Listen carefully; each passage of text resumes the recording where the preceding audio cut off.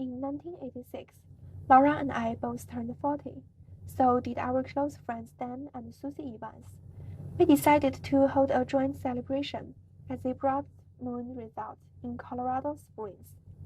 We invited our childhood friends Joe and Jan O'Neill, my brother Neil, and another Midland friend, Penny Sawyer. The official birthday dinner was Saturday night. We had a big meal, accompanied by numerous $60 bottles of Silver Oak wine. There were lots of toasts to our health, to our kids, to the baby sisters who were watching the kids back home. We got louder and louder, telling the same stories over and over. At one point, Dan and I decided we were so cute. We should take our routine from table to table. We shut the place down, paid a colossal bar tab, and went to bed.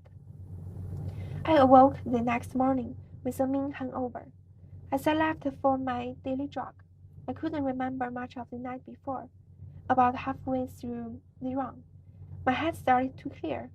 The cross currents in my life came into focus. For months I had been praying that God would show me how to better reflect His will. My scripture readings had clarified the nature of temptation and the reality that the love of earthly pleasure could replace the love of God. My problem was not only drinking, it was selfishness.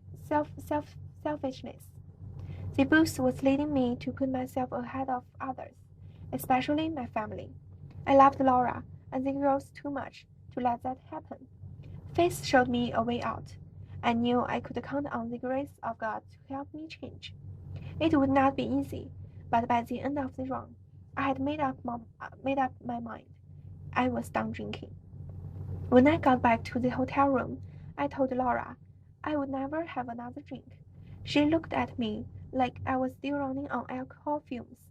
Then she said, "That's good, George." I knew what she was thinking.